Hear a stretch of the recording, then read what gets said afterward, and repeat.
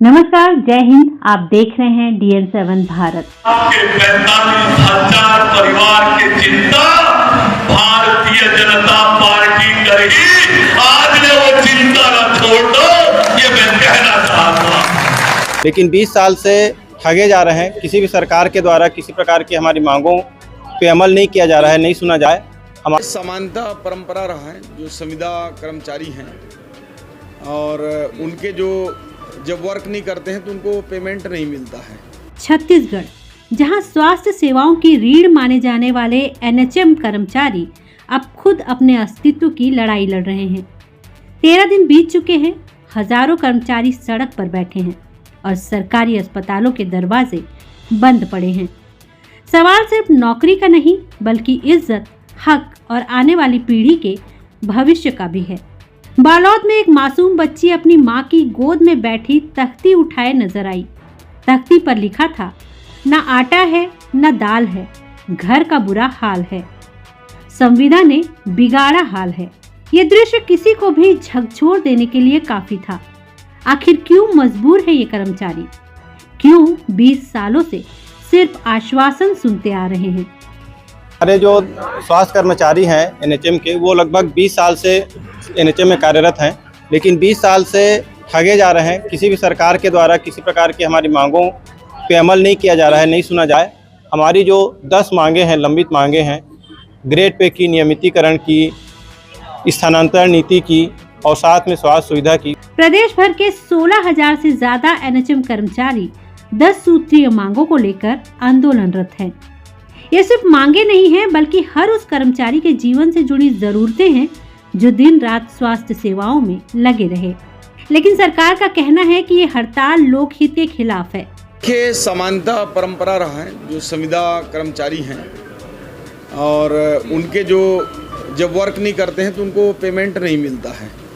तो चूँकि विभाग ने उनको समय भी दिया है वापसी के लिए, और चूँकि 1 दिन 2 दिन रहता तो कोई बात नहीं, एक लंबा अंतराल हो जा रहा है, इसलिए विभाग ने नो वर्क नो पे का नोटिस दिया है। स्वास्थ्य सचिव ने आदेश जारी कर साफ कह दिया, अगर कर्मचारी वापस काम पर नहीं लौटे तो उनकी सेवा समाप्त कर दी जाएगी, यानी नौकरी जाएगी।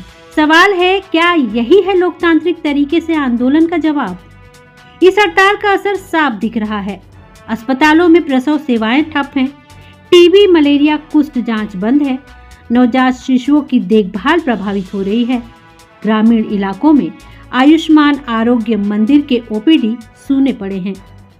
यानी इस लड़ाई का खामियाजा सबसे ज्यादा गरीब और ग्रामीण जनता भुगत रही है।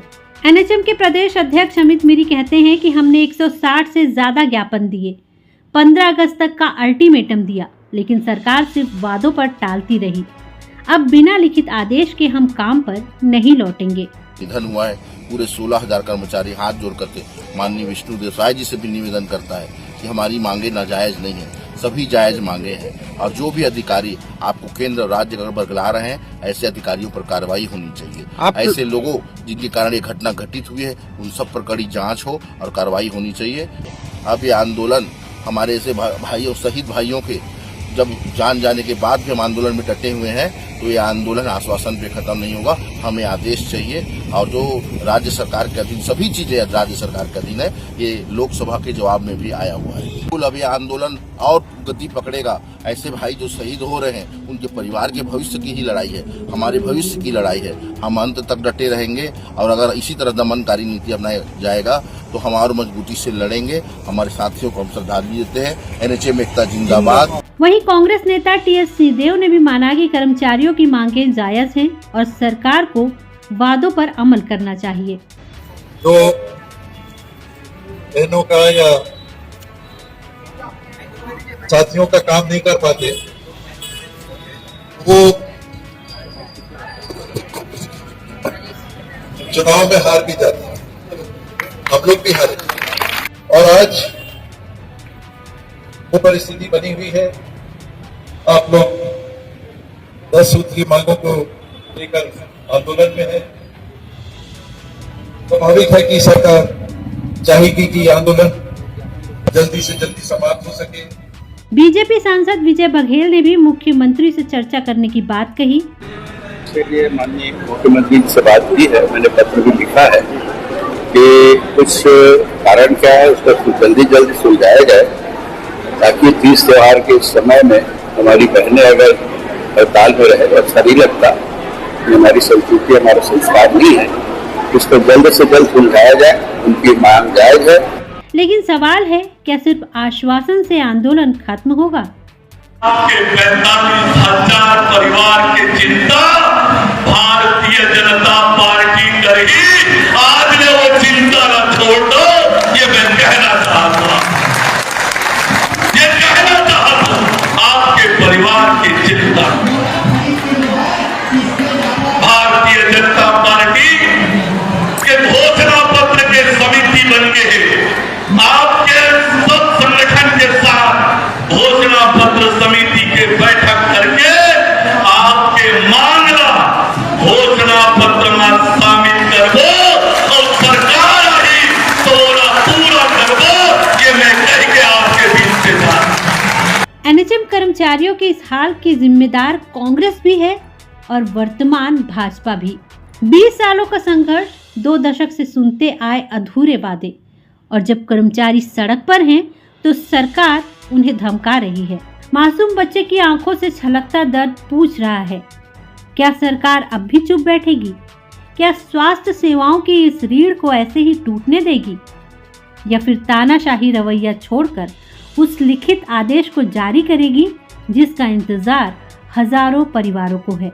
ये सिर्फ कर्मचारी की नहीं बल्कि छत्तीसगढ़ की जनता की जंग है, और इस जंग का फैसला सरकार के एक सिग्नेचर पर टिका है। देखना यह होगा कि लोक हित में, जनहित में ये सरकार कितना एनएचएम कर्मियों का साथ देती है। क्या हुआ तेरा वादा, वो कसम वो इरादा, याद है हमको तूने कहा था तुमको स्थायी करेंगे कभी, दिल की तरह से हाथ मिले हैं कैसे भला छूटेंगे कभी। आपको हमारा चैनल कैसा लगा, हमें अपनी राय कमेंट सेक्शन में जरूर बताइएगा।